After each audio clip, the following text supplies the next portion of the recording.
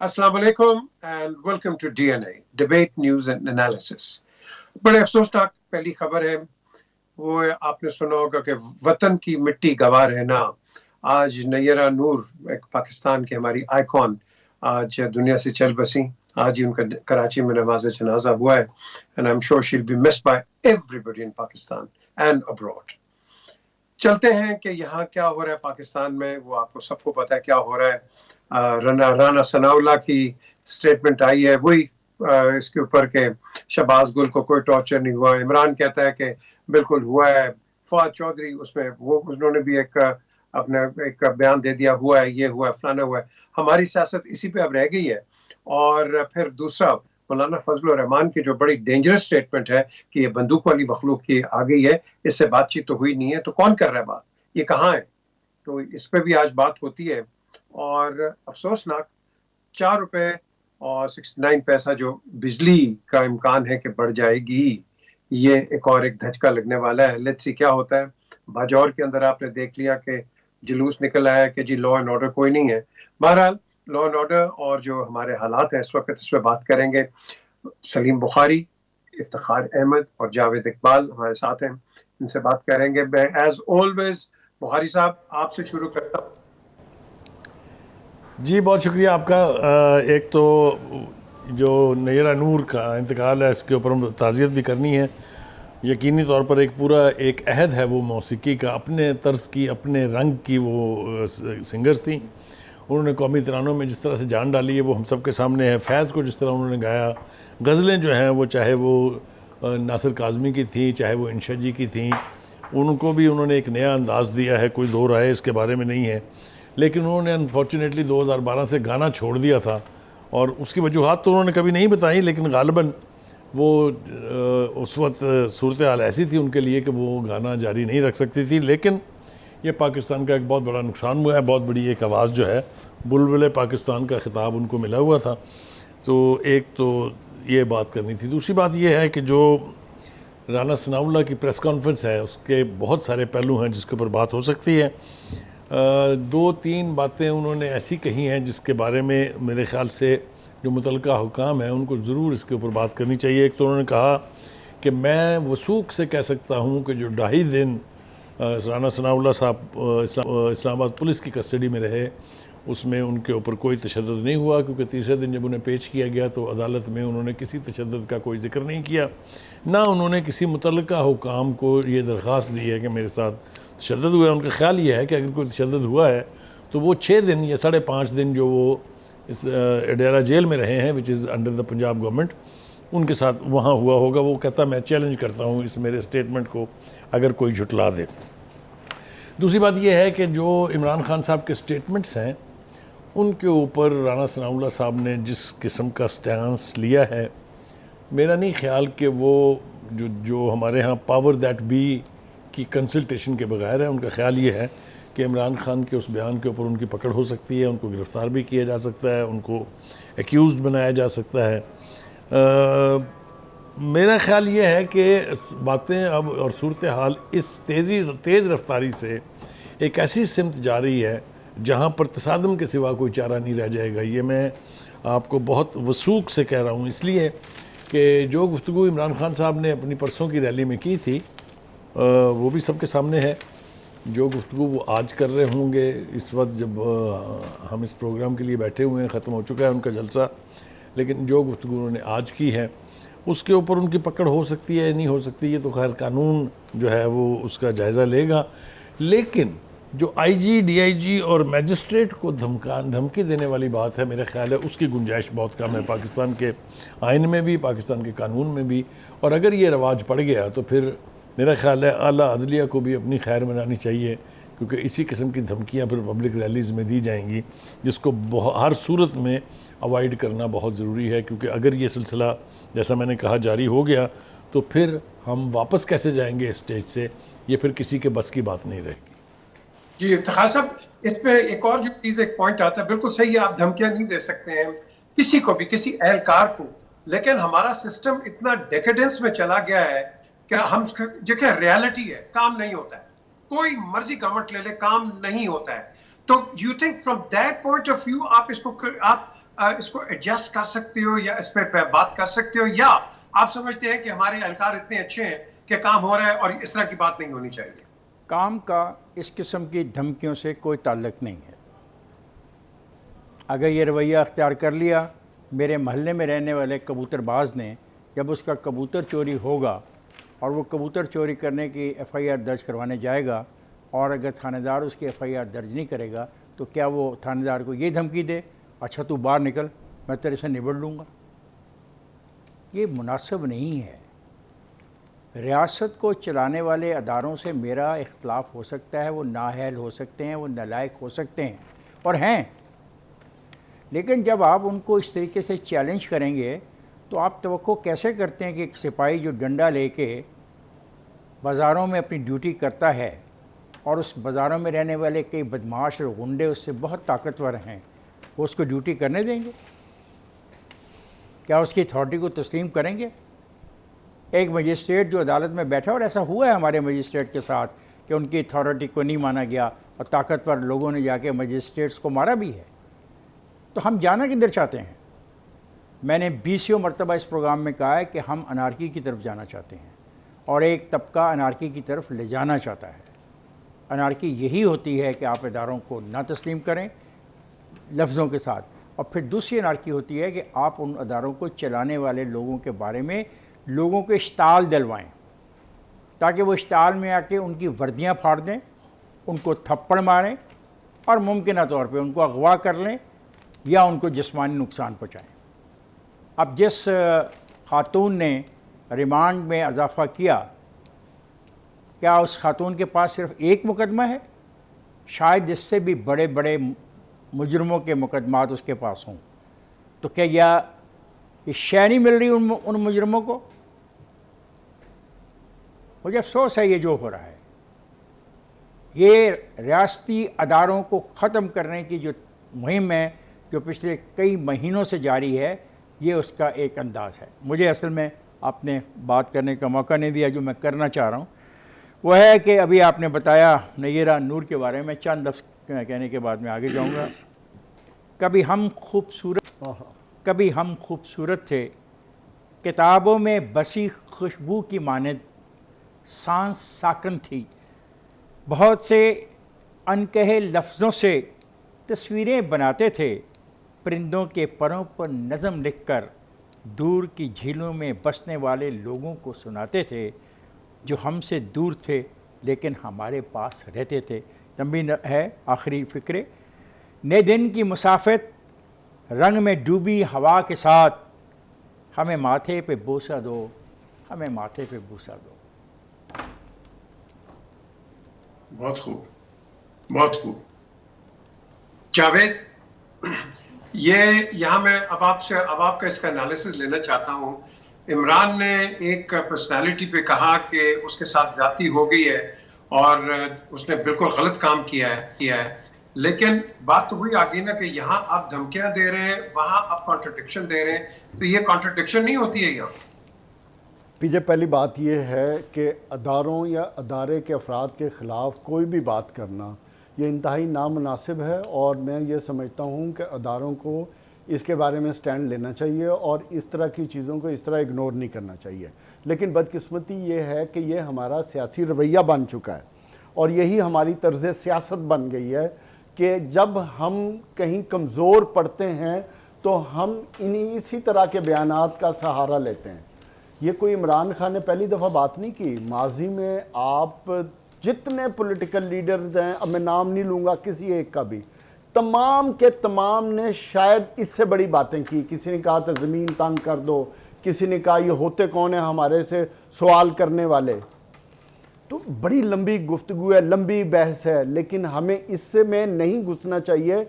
हमें पाकिस्तान और पाकिस्तान की अवाम और पाकिस्तान के अदारों की बका के लिए, उनकी सॉवरेनिटी के लिए और उनकी आइडेंटिटी के लिए बात करनी चाहिए।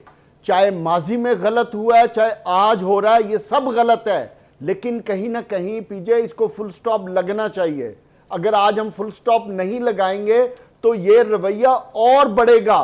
लोगों को तकवीयत मिलेगी, लीडरान को तकवीयत मिलेगी कि जब वो पॉपुलर सपोर्ट लूज करेंगे या उनका कहीं डील नहीं बनेगी, जो सादा सी बात यह है, तो फिर ये इस तरह की हरकत होती रहेंगी। जहाँ तक शहबाज गिल का ताल्लुक है, देखो पीजे, बात यह है कि इस पे मैं जो बात करना चाहता हूँ वो बड़ी सिंपल है, और इसमें फवाद ने जो बात की है वो कंक्लूजन है बात का, उसमें हर चीज़ खुल के सामने आ जाती है। राना सनाउल्लाह जो मर्जी बयानात देते रहें, उससे कोई फ़र्क नहीं पड़ता।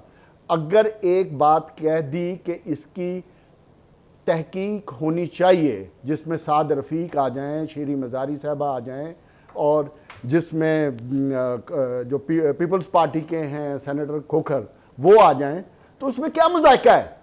दूध का दूध, पानी का पानी हो जाएगा। जो पूरी कौम को पिछले 2 हफ्तों से शहबाज गिल के पीछे लगाया हुआ है और मुल्क के इश्यूज को हमने साइड पे कर दिया है, तो कम से कम किसी एक के बयानिए को तो ज़र्ब लगेगी ना। कोई एक तो झूठा डिक्लेयर होगा ना। बयानात देने की बजाय आप कमेटी बनाए, अगले 24 घंटे में सारा कुछ सामने आ जाएगा। 2 और तीसरी इंपॉर्टेंट चीज़, देखो ये दौर है सोशल मीडिया का दौर। इस दौर के अंदर चीज़ों को छुपाना या चीज़ों को फोल्ड करना या मैनेज करना इतना आसान नहीं है। आज की अवाम बहुत अवेयर हो गई है। अवाम को अब आप टोपी नहीं बना सकते या उसको जो सुनाना चाहें वो नहीं सुना सकते। सिर्फ आपने रियलिटी बेस और सच बोलना शुरू कर दें, तमाम चीज़ें दुरुस्त हो जाएंगी। बिल्कुल सही कहा जावेद। बुखारी साहब, पीछे 2 मेरी बुखारी साहब और इफ्तिखार साहब, अगर आपको याद है, आप दोनों को बिल्कुल याद होगा, एक दफा हमें सबको एक शटअप कॉल की दी गई थी टेलीविजन पे कि आपने सऊदी अरेबिया के खिलाफ कोई बात नहीं करनी। Do you remember that? Yes. और उसके बाद कोई बात नहीं हुई है। तो ये जो जावेद जो बात कर रहे हैं बिल्कुल सही है। सर एक फाइनल शटअप कॉल दें and let's get on with the debate. PJ, मेरी गुजारिश ये है, एक तो जब हम किसी का हवाला माजी से देते हैं ना, तो फिर हमें अपने फैक्ट्स बहुत ठीक रखने चाहिए। मैं जावेद साहब से पूछता हूँ आपकी इजाज़त के साथ कि इससे पहले किसने ये कहा था जूनियर ऑफिसर्स को कि आप अपने सीनियर्स का कहना मानना? शहबाज गिल। नो, शहबाज गिल नहीं, शहबाज गिल की तो बात ही नहीं हो रही। ये शहबाज गिल ने तो कहा है। इससे पहले आपने कहा ना माजी में भी इससे पहले बहुत बातें होती रही। बताएं, नाम लें। आप बता दें। मैं क्यों बताऊं? मुझे नहीं, तो, आपको अगर पता है तो आप बता दें। अगर मुझे पता, अगर मुझे पता मुझे नहीं पता। हाँ, तो फिर आपने कहा क्यों? तो आप बता दें बेटा। मुझे तो वो बयानात सामने आ रहे हैं जो मुशाहिदुल्लाह, एक सेकंड ना, फिर मैं अब नाम लेना शुरू करूंगा। एक लिस्ट अपनी, ब्रीफ केस के ब्रीफ केस गए, आपने सुप्रीम कोर्ट पे चढ़ाइयां की, अदालत को कोई तरीका छोड़ा था टारगेट करने? अगर इमरान खान ने गलत किया, मैं उसको कंडेम कर रहा हूं। जावेद, बात इसकत ये नहीं हो रही, बात इसकत ये हो रही है कि क्या तुम इजाजत दोगे कि हम अपने एसएचओ को गाली दें, हम अपनी मजिस्ट्रेट को गाली दें, हम उनकी तौहीन करें, हम उनको मारें? बिल्कुल नहीं। लीगल एक्शन होना तो चाहिए। लीगल कोर्स कौन सी बात कर रहे हो? कहां से किसको मिला? एक बात कहता हूं, और दूसरी बात, माजी में ऐसा कोई नहीं हुआ। माजी ने आज नहीं होना था। माजी को बिला वजह ना कोर्ट करा करो। दूसरी बात, माजी में ये होता रहा, ऐसा नहीं हुआ। क्यों नहीं हुआ? किसी ने किसी एसएचओ को मारने की धमकी नहीं दी। राना सनाउल्लाह के क्या बयान थे? आप सुन लेना, क्या थे? आज सोशल मीडिया पे चल रहे हैं। मुझे नहीं पता सोशल मीडिया, आप बताएं ना। मैं सोशल मीडिया नहीं देखता। आवाम को यार मेरे से प्रोग्राम में बात किया करो, मुझे बाहर की बातें मत किया करो। नंबर 1 और नंबर 2 पीजे एक फिक्रा, पीजे एक फिक्रा मैं कहना चाहूंगा। पीजे फिक्रा के बगैर बात नहीं बनेगी।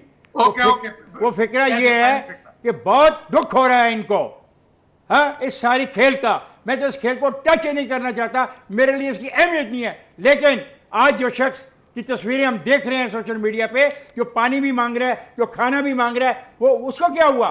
कल तक तो वो स्टेशन पर भी नहीं जा सकता था। So I don't want to waste my time and your time and the time of the viewers to discuss this.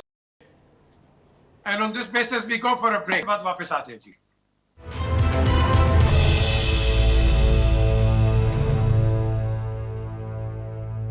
Welcome back to DNA. जो हॉट सब्जेक्ट है, गर्मा गर्म, और अभी हमें नहीं पता कि इसका बबल कैसे बनता है या कैसे फटता है, वो है मौलाना फजल रहमान। जो एक आप कह लो कि उनकी ऑब्जर्वेशन कि ये टीटीपी क्या कर रही है और ये बंदूक वाली मखलूक वापस कैसे आई है। सबसे पहले बुखारी साहब इस पर जरा आप लाइट डालेंगे। देखिए, गुजारिश ये है कि सवात का एक मॉडल हमारे सामने मौजूद है। आपको याद है कि ये ऑपरेशन किस तरह से हुआ था? पीपल्स पार्टी के दौर में हुआ था, जरदारी साहब ने इनिशिएट किया था। पाकिस्तान की मुसल्लह अफवाज ने अपनी जानों की कुर्बानियाँ और नजराने पेश करके इस सवात को क्लीन अप किया था। मौलवी फजलुल्लाह हो या जो भी सवात के जो फैक्टर्स थे वो सब आपके सामने हैं। उसके बाद अचानक से फिर वहाँ पर ये तो सुनना कि वहाँ टीटीपी के लोग आ गए हैं, वहाँ उन्होंने पिकेट्स बना ली हैं, वहाँ उन्होंने भत्ता लेना शुरू कर दिया है, वहाँ वो धमकियाँ दे रहे हैं, तो ये बात तो बहुत तकलीफ़ दे है।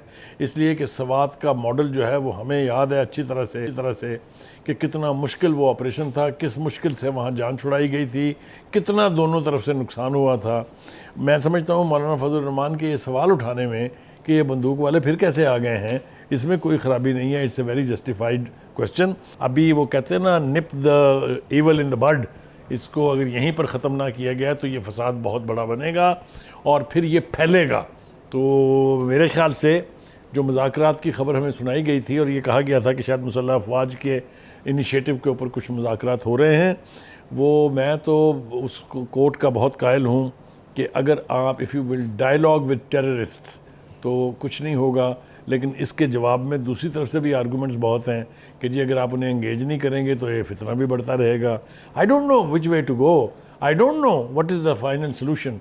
और जो मुतल्लिका अदारे हैं उनको इस सूरत हाल को बहुत करीब से, बहुत गौर से, बहुत इनिशिएटिव के साथ, बहुत फास्ट प्रोसेस के साथ देखना चाहिए, इससे पहले कि ये फितना हमारे काबू से बाहर हो जाए। इफ्तिखार साहब, आपको याद है कि जो जनरल इंचार्ज थे स्वात ऑपरेशन के, और उन्होंने वहां कहा कि अगर हम इनसे बात करते हैं ये रीग्रुप करके वापस आ जाते हैं, और उन्होंने अपने इनिशिएटिव से ये एक्शन लिया था। आपको पता है मैं किस जनरल की बात कर रहा हूं। द क्वेश्चन इज कि क्या हम इनसे निगोशिएट ही करते रहेंगे, एन एंटिटी, नॉन एंटिटी? देखें, जिस जनरल ने ये सारा फाइट की और बड़े बहादुर तौर पे की, इसलिए मैं उससे शदीद तरीन उसके सियासी सोच से इख्तलाफ रखते होने के बावजूद उनका बहुत एहतराम करता हूँ। और आज की इस महफ़िल में उनका एक दोस्त हमारे साथ बैठा है जिसने उनके साथ सर्व किया है। जनरल एजाज जवान ने बड़ा क्लियर किया था कि देखें, कुछ लोग फ़ौज की वो अगवा करके ले गए थे और मुतालबा कर रहे थे तबादले में तो इनके लोगों को छोड़ा जाए तहरीक तालिबान पाकिस्तान। तो general Ejaz Jawan refuse to do it, उसने फ़ाइट करके, जंग करके उनको लिया था। Right? Sir, general Haroon Aslam नहीं, general Haroon Aslam and as general Ejaz Jawan both. मैं जनरल एजाज जवान, यस। मैं इसलिए कह रहा हूँ कि देखो दोस्तों, जो बात इमरान खान ने कही है ना डीआईजी को, आईजी को और क्या नाम है उस खातून सिविल जज को, वही बात तालिबान आपको कह रहे हैं। आप समझ आई फ़र्क की? ये है रवैया, अगर तालिबान का है तो फिर वही यहाँ का जो तालिबान है वो भी यही बोल रहा है ना। ये तालिबान रियासत को तस्लीम करते हैं, रियासती अदारों को तस्लीम करते हैं, पाकिस्तान के आइन को तस्लीम करते हैं, पाकिस्तान के कवानीन को तस्लीम करते हैं, पाकिस्तान की अदालतों को तस्लीम करते हैं, यहाँ के निज़ाम को तस्लीम करते हैं। और दूसरा आदमी सियासी प्लेटफॉर्म पे खड़े होकर भी ये कर रहा है। सो मेरे लिए तो बहुत मुश्किल है, मैं क्या करूँ। क्यों जी जावेद साहब, आपका इस पे क्या इनपुट है? पीजे, सबसे पहले तो मैं मौलाना फजलुर रहमान के इस बयान से बहुत हैरान हूँ कि जो 4 महीने से हुकूमत में हैं, उनका बेटा फेडरल कैबिनेट में बैठता है और स्टेटमेंट क्या दे रहे हैं कि बंदूक वाली मखलूक बग़ैर मुज़ाकरात और मुआहदे के कबाइल में कैसे वापस आ गई। जैसे आना था वैसे आई है, अगर आई है। बिलावल भुट्टो की स्टेटमेंट ऑन रिकॉर्ड है कि हमारी बातचीत हो रही है, लेकिन हम अपनी बातचीत को पार्लियामेंट और काबीना से अप्रूव करा के इसको फाइनल करेंगे। ये ऑन रिकॉर्ड है स्टेटमेंट, जिस हुकूमत के मौलाना फजलुर रहमान खुद हिस्सेदार है। हमें यह गिला मौलाना फजलुर रहमान से करना चाहिए कि आप हुकूमत में तो ये कैसे आ गए। जो उधर की अवाम, आज जो उधर कन्वेंशन हुआ है जिसको जरगे की शक्ल दी गई है, उधर उन्होंने ये बात की और एक्चुअल में सवाल ये था और जो डिमांड थी वो ये थी कि अवाम गैर मुसल्लह हैं, तो ये मुसल्लह अफराद नहीं होने चाहिए। हम अमन से रहने के आदी हैं, तो अमन के साथ रहें तो बात हो सकती है। सो मेरी बात कहने का मकसद ये है कि मौलाना फजलुर रहमान को अफ़गानिस्तान का भी सब पता है, कि कौन लोग हैं, उनकी अपनी टीम के लोग उस निगोशिएशन में शामिल थे, उनको एक एक चीज़ का पता है। तो इस तरह का सवाल उनका बनता नहीं है। लेकिन उससे भी इम्पॉर्टेंट चीज़ ये है कि अगर रियासत ने फैसला किया, रियासत का मुराद ये है कि तमाम हुकूमत और तमाम अदारे सब ने अगर मिल के फैसला किया है, तो उस फैसले के मुताबिक मैं ये समझता हूँ जो उन इलाकों में जहाँ ये सेटलमेंट होनी है या जहाँ लोग वापस आए, वह अकाबरीन को कॉन्फिडेंस में लेना चाहिए और उनके साथ मिलकर फैसला करना चाहिए। जावेद, जो आप बात कर रहे हैं, जब आपने एक ऑर्गेनाइजेशन को बैंड कर दिया है, how can you speak to a banned organisation? हमने बात ये की है, देखो बात हमने क्या की है, हमने बात ये है पाकिस्तान के आइन के मुताबिक अगर वो चलना चाहते हैं, रहना चाहते हैं पाकिस्तान के, अगर वो शहरी हैं और बगैर वेपन्स के रहना, उन्होंने ये कब कहा है? ये हमने, हमारी डिमांड थी। एक सेकंड जावेद, एक सेकंड, लोग सुन रहे हैं ना, आपने तो उनकी डिमांड हमारी डिमांड बता दी ना। अब मेरा ये सवाल है छोटा सा, क्या इस डिमांड के बारे में तहरीक तालिबान पाकिस्तान ने जो बयान जारी किया वो बताएं? अगर तहरीक, मैं ये सवाल तो रियासत ने जवाब देना इसका। नहीं, मैं आपसे पूछ रहा हूं, अगर आप भी पढ़े लिखे आदमी हैं ना, हमें बड़ी सिंपल बात यह है कि जो लोग अगर आए हैं उन्होंने पाकिस्तान के आइन और कानून का सवाल ये नहीं है किया होगा। ये तो आपकी सजेशन, देखो ना, ये तो आपकी तजवीज है जावेद, आपकी तजवीज है, मैं तो आपकी तजवीज है। अब सवाल ये पैदा होता है कि ये सूरत जिन लोगों ने पैदा की है वो क्या कर रहे हैं? सर बात ये है कि ना पाकिस्तान की रियासत कमजोर है। पीछे सिर्फ एक बात, क्या पाकिस्तान की रियासत इतनी कमजोर है कि इस तरह के लोगों को इस तरह इजाजत दे देगी बगैर मनवाए अपनी बातें? भाई पहले भी वो आए, उन्होंने सारा सवाल टेक ओवर कर लिया, वो तो इस्लामाबाद तक पहुंचने वाले थे। सर पाकिस्तान 2022 है, 2004 नहीं। एक बात समझे, मुझे तो ये समझ नहीं आती जब भी हम डिबेट करते हैं, खासतौर पर आप जब बात करते हैं कि आप हमें ये नहीं बताते कि तहरीक तालिबान पाकिस्तान वाले क्या चाहते हैं। आप तो ये बताते हैं कि आपकी फौज बहुत ताकतवर है, आपकी एजेंसियां बहुत ताकतवर है, मान लेते हैं, लेकिन ये भी तो बताएं कि तहरीक तालिबान पाकिस्तान वालों का मुतालबा क्या है? सर तहरीक तालिबान पाकिस्तान कोई एक ग्रुप का नाम नहीं है, उसमें 12-15 ग्रुप हैं, 50 हों। हमारी अगर कहीं बातचीत हो रही है जिन ग्रुप्स के साथ जो एग्री किया वो आ गए। मैं बातचीत भी नहीं कर रहा, मैं कह रहा हूं वो कहते क्या हैं। मैं अर्ज करूं, जी बुखारी साहब जरा आप आए। देखिए, पहली बात तो ये है कि ऑफिशियल तौर पर वो मुज़ाकरात जो लास्ट हो रहे थे जिरगा की सूरत में, वो नाकाम हो गए। ये बाकायदा स्टेटमेंट है फ्रॉम द तालिबान साइड। जो मेरी परेशानी है वो ये है कि हमने अफ़गानिस्तान में जब तालिबान की हुकूमत कायम हुई थी तो उन्होंने हमें यकीन दहानी कराई थी कि हमारी सरजमीन पाकिस्तानी तालिबान इस्तेमाल नहीं कर सकेंगे अगेंस्ट पाकिस्तान। ये टेसिट अंडरस्टैंडिंग थी। Simple as that. बड़ी अच्छी बात की है बुखारी साहब। पीजे जहां आप बैठे हुए हैं, यूनाइटेड नेशन जो अमेरिका में है और आपका जो यूरोपीय यूनियन है, उन्होंने भी उनको बैन किया हुआ है। बैन सिर्फ पाकिस्तान गवर्नमेंट ने नहीं लगाया है, ये इंटरनेशनल बैन है, आपको पता है ना? बिल्कुल सही कहा। पीजे जो डिसआर्म होकर पाकिस्तान के आइन और कानून को मानकर पुरअमन तरीके से रहना चाहता है, तो मेरा ख्याल है उनको इजाजत होनी चाहिए। Let them say it. Let them say it, gentlemen। एक ब्रेक का वक्त हो गया। बुखारी साहब ने बात की है, एक ऑर्गेनाइजेशन जो इंटरनेशनली और नेशनली बैन हो जाती है, आप किस बेसिस के ऊपर उससे बात करेंगे? जब वो organisation doesn't exist, it doesn't exist, it has been banned, so how can you speak to such an organization? और बात करते हैं इस ब्रेक के बाद।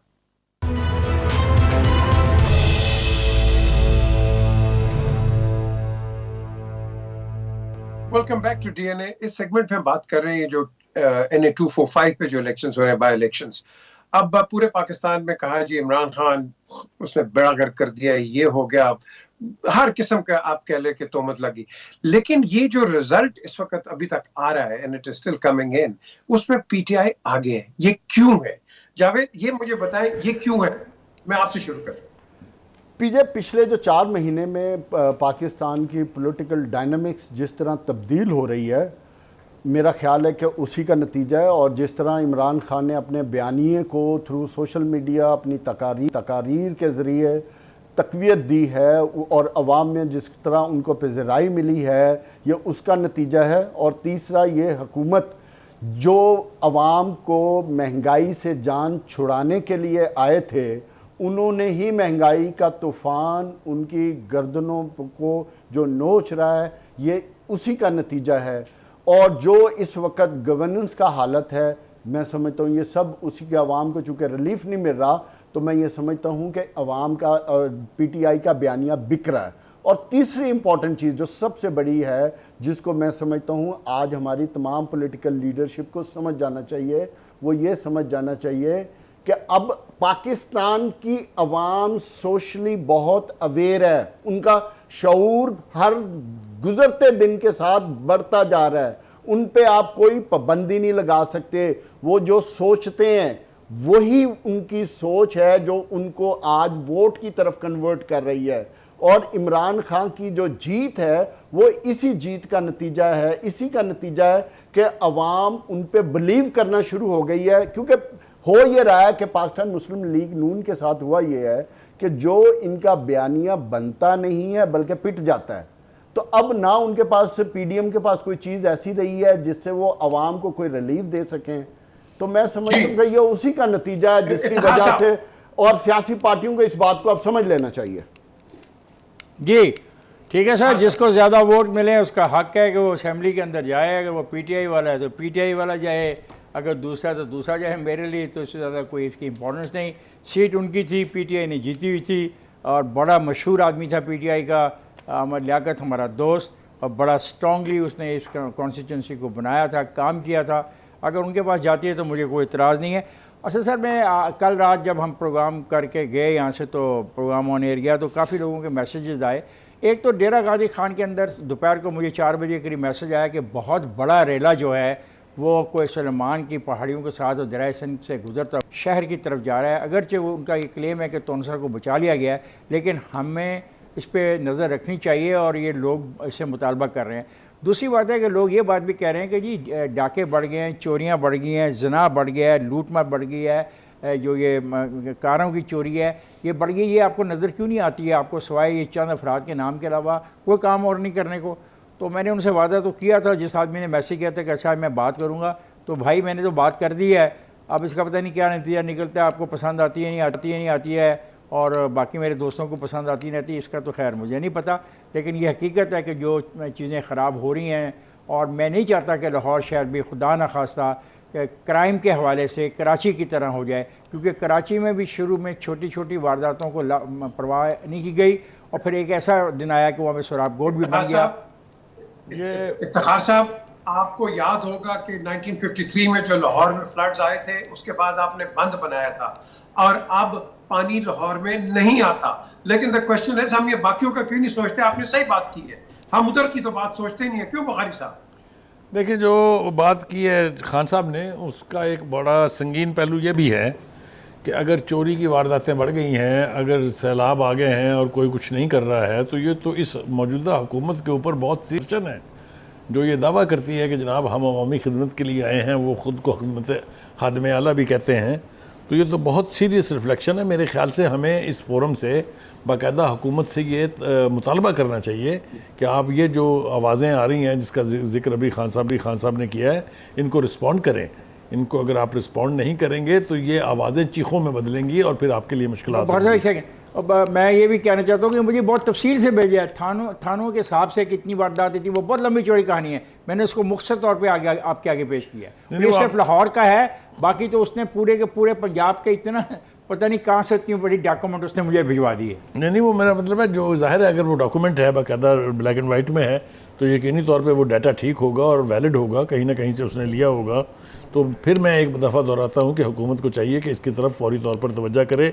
लेकिन जो हम गुफ्तगू कर रहे थे कराची के जी, NA-245 जो है, ये मैं एक लिहाज से इसको अलार्मिंग समझता हूँ। जो हमारा ख्याल था ये कि चूँकि कराची में बड़ी धांधली हुई थी इलेक्शन में, क्योंकि MQM को जो है थोड़ा कट टू साइज़ करने की बात थी, वो गलत साबित हो रही है। ये कराची का वोट बैंक जो है वो अगर इमरान खान साहब का इंटैक्ट है, तो उसका ये रिफ्लेक्शन है आज कि इतने गैप के साथ MQM जो एक वेल इंट्रेंच्ड पार्टी है वहाँ की, और जो ये समझती थी कि हम कराची की सांसें बंद कर सकते हैं, उसको अगर पीटीआई हरा रही है तो इसका मतलब ये है कि उनका वोट बैंक जो है वो ना सिर्फ वैलिड है बल्कि उसमें इजाफा हुआ है।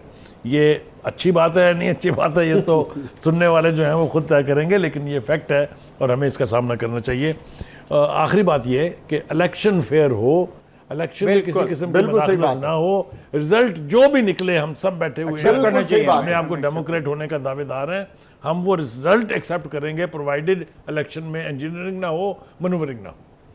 तो बुखारी साहब चलते चलते बता दें फिर ये जो 4 रुपए 69 पैसे जो बिजली बढ़ेगी इस पे लोग क्या करें फिर? आप लोग ये करेंगे कि जो अभी तक पीटीआई का जो वोट है बैंक 4 का है उसको 5 हो जाएगा, फिर 6 हो जाएगा, फिर 7 हो जाएगा। मेरे ख्याल से इसका एक और भी नुकसान होगा कि वो जो है ना कांटा कल्चर, वो गरीब आदमी तो ये बिल नहीं दे सकता, तो वो तारों के ऊपर कांटे डालेगा। कराची में आपने रोक लिया, पूरे फाटा में देता है बिल कोई, 2% रिकवरी है वहाँ। कराची में पहले 40% रिकवरी थी, 60% कांटा कुंडा जिसको आप कहते हैं, वो यहाँ भी शुरू हो जाएगा। बुखारी साहब ठीक कह रहे हैं पीजे, जब तक हम रिफॉर्म्स नहीं लाएंगे ना, जो हम पहले शोज में बात करते थे कि आप या इनको आउटसोर्स कर दें, इनको बेच दें, जब तक आप ये काम नहीं करेंगे तो अवाम को फिर इस महंगी बिजली का बोझ उठाना ही पड़ेगा। इसके अलावा आपके पास कोई और ऑप्शन नहीं है। Absolutely correct Javed, thank you very much Javed, Iftikhar साहब एंड बुखारी साहब। ये जो जावेद ने बात की है, जब तक हम रिफॉर्म्स नहीं आगे लेके आएंगे, आप जो मर्जी फॉर्म में आ जाएं, आप डिफॉर्म ही रहेंगे। But we need reforms to take the country forward. Look after yourself, और हमें अगले हफ्ते दोबारा आप ज्वाइन कीजिए। And until then look after the interest of Pakistan. खुदा हाफिज़।